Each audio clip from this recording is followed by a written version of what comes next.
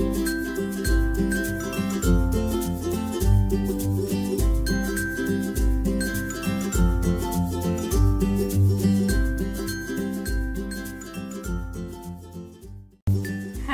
this is Katie of KT and the Squid, and today I'm going to be reviewing Knit Picks Wool of the Andes.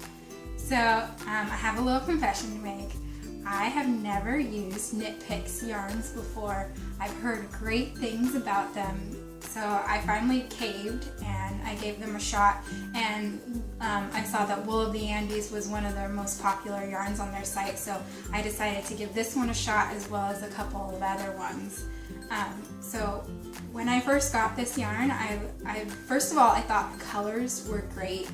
This is Calypso Heather, and then I also used this one, which is Lake Ice Heather.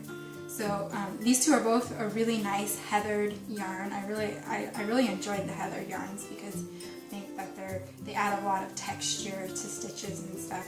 So I have the worsted. It also comes in a sport weight, which is great. So you can, there's a lot of projects that you can use it for. It's a 100% Peruvian Highland wool. So the one thing I know about Highland wool is that it's really strong. And so it's going to be a really great workhorse yarn, just a great staple for you. It's also hand wash, lay flat, dry. And this is the worsted, like I said. It comes in 110 yards and 50 gram skeins. So they're little, they're kind of compact, but they're really nice. And it looks like it retails for $2.69 a ball. So that's a great price for 110 yards. That's really great. So what we're going to do is we're going to take a little bit of a closer look at this yarn, and then I have this swatch that I've worked up, and this is going to be my durability test, and I'm going to do this. I haven't done anything to it yet. I'm going to do it right on camera to see how it holds up to a little bit of abuse. Okay, so Wool of the Andes is a nice, it's a 4-ply yarn, and you can see when I twist it, it kind of springs back pretty quick. So that tells me it's going to have, the finished fabric's going to have a nice spring back to it. And it's a nice round yarn, and it has a lot of air in it, so it's going to be super warm, great for sweaters and other accessories like shawls or hats or something. So what I did is I knit up a swatch, and then I crocheted a swatch right here, and so it was super easy to work with. I used, I believe I used size 9 needles, and then I used it was a J hook. So with the 9 needles, I thought it's a little bit airy. I could use to go down maybe a hook size or 2. It says the range is a 6 to a 9, so I kind of think I may have liked it on a 7 a little bit better. And then I thought the J hook was really nice for the crocheted stitch. And these are blocked, so straight off the needles and the hooks, the fabric was a little bit stiff, like that's just the way wool is going to be.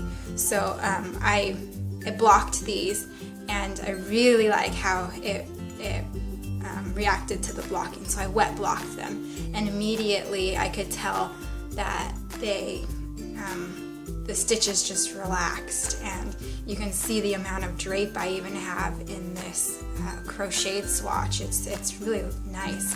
And then here's the knit one. It's light and airy, and I think it's beautiful.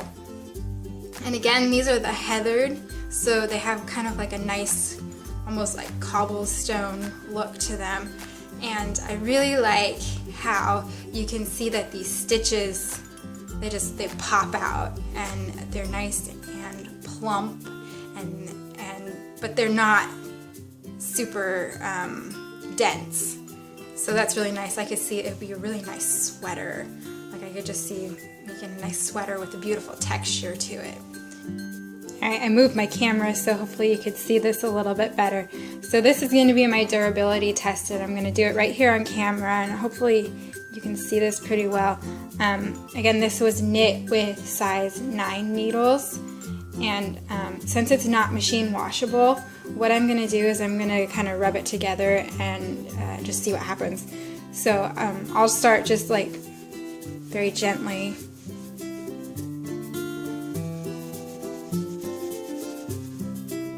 I guess it's not that gentle. And I mean, nothing's really happening. So it sometimes you get a yarn and you just start rubbing it together, and you know, after one wear it fuzzes up and almost starts to pill, but I'm not seeing anything. I don't really see anything happening here, which is a good sign. It looks the same and it doesn't really feel like much is happening. So that's a good sign right away. Hopefully you can see that. I don't even see any fuzzing. I mean, it has a little bit of fuzz to it to begin with.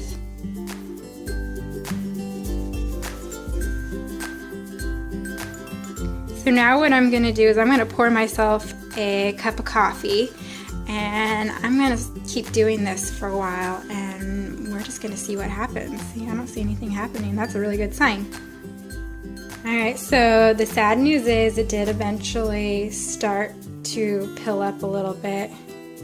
Let's see if you can see that. It did start to kind of, you see those pills starting to form. It did eventually start to pill up. I did this for 15 minutes, and it was probably about 5 minutes in I started to see it really start to fuzz up and then start to pill. So I mean, it's wool. It's eventually gonna happen, but overall I didn't think it was too bad. That's nothing a little sweater shaver can't fix.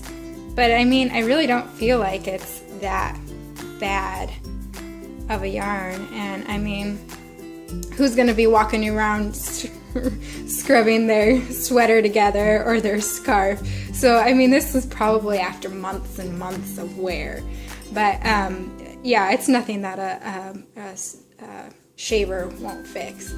So another thing I'd like to say about working with the yarn is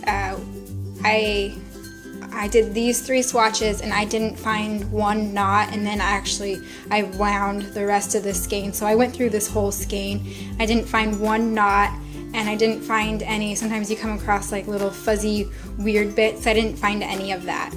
So I think it's a really high quality yarn, especially for the price. I mean, under $3 for 110 yards. I mean, I think that's fantastic. So wool of the Andes would be great for any kind of project that you want to keep warm and cuddly in.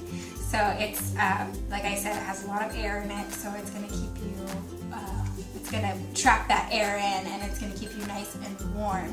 And also, because it had that nice spring back in the yarn, it's going to be great for anything like maybe socks. You won't have socks that'll fall down on you, and also a sweater that's not going to droop down on you. It's going to stay up and just be springy and nice and light on you, but keep you warm at the same time.